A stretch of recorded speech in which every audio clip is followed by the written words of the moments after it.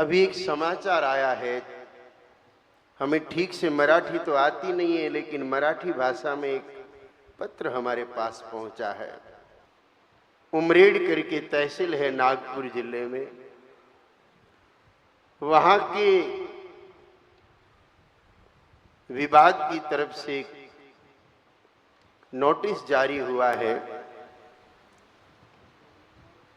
जिसके तहत ये बताया गया है कि नागपुर महानगर मध्य प्रदेश विकास प्राधिकरण नागपुर इनकी मौजा सुरगांव तहसील उमरेड में एक कत्ल खाना स्लॉटर हाउस खोलने के लिए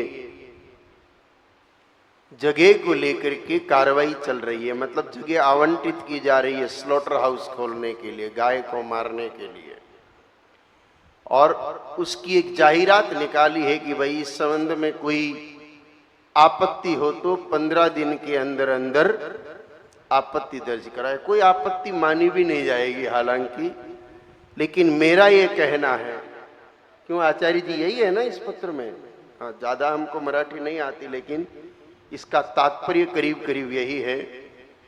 ग्राम पंचायत सुरगांव वाले लोगों को महानगर पालिका नागपुर ने, जहां संघ का मुख्यालय भी है, कितना बड़ा कलंक लग जाएगा अगर ये काम वहां हो जाता है तो। ये चिट्ठी लिखी है ग्राम पंचायत को कि आप जवाब दीजिए, कोई दिक्कत तो नहीं है आपको।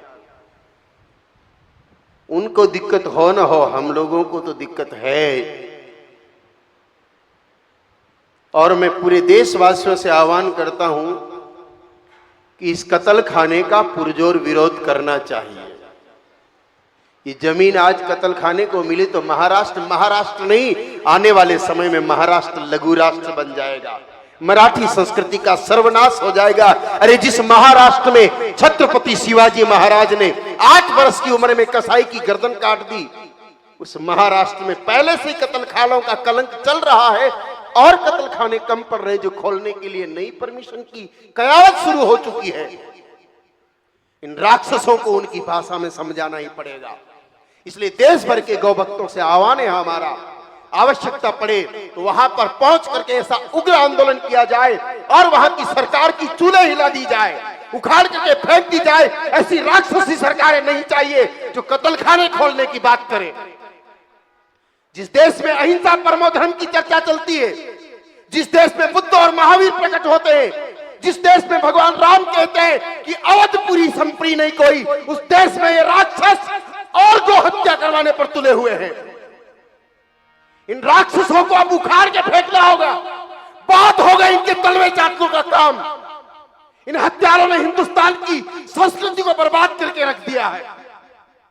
इन हत्यारों ने ढोंग किया, इन हत्यारों ने धर्म के नाम पर पाखंड किया और एक के बाद एक गो हत्या के काम को बढ़ावा देते जा रहे हैं। इन राक्षसों को समय रहते अगर हमने नहीं ठीक किया तो हिंदुस्तान मिट जाएगा, जलजला आएगा हिंदुस्तान में, त्राही त्राही होगी। और इस सबके जिम्मेदार हिंदुस्तान के वो लोग होंगे जो इन राक्षसों को वोट देकर के जितवा रहे हैं, क्योंकि आपके कारण वो कुर्सी पर बैठे और कुर्सी पर बैठ करके वो पापी इस प्रकार का काम करते। उस गौ हत्या का पाप आप लोगों को भी लगेगा और परिस्थिति ये पैदा होगी कि सबका सर्वनाश हो जाएगा। अरे ये कोई छोटी बात है? उन राक्षसों को धर्म के नाम पर वोट दिया। अरे जिस भूमि पर कभी एक शेर हुआ करता था, बाला साहब, उनके जाते ही की ये हालत हो गई। कहते हैं साहब हम उन्हीं के लोग हैं। अरे रो रही होगी बाला साहब की आत्मा, हत्यारों ये कमी पड़ गई थी तुम्हारे।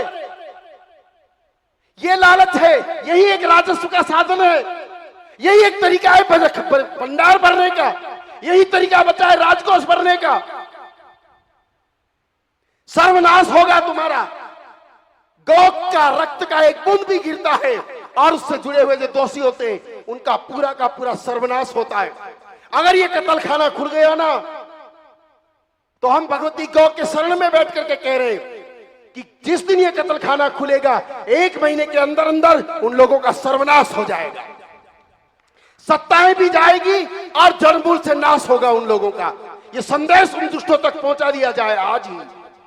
और देश भर के गोभक्तों से मैं व्यक्तिगत आह्वान करता हूं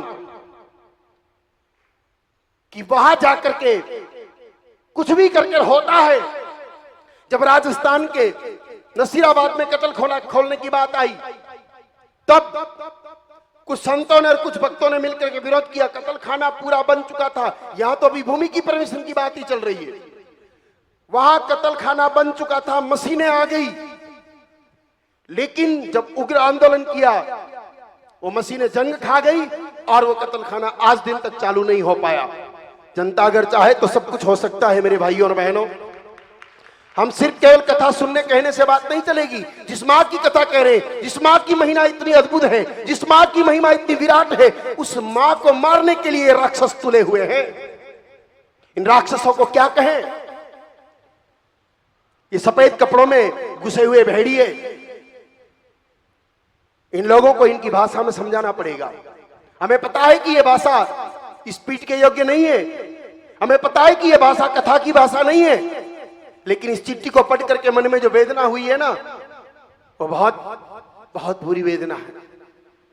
हमें पता है कि क्रोध नहीं करना चाहिए, लेकिन ये क्रोध नहीं है तो पीड़ा है। ये क्रोध नहीं है, पीड़ा है। क्यों जिंदा है इस देश में फिर हम?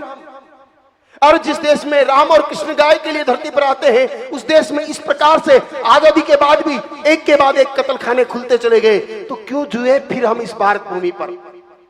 अच्छा है मर जाए, क्या मतलब है इस देश में जीने का?